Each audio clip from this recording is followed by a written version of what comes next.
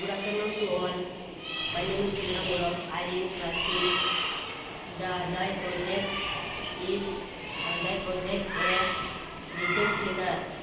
The material that we had used in making this project are like plastic bottle, red tape, battery, switch, wire, pipe, and DC motor, fan, net, etc.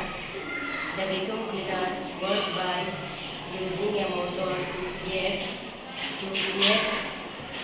to create suction, drawing air and debris into the machine throat and inlet.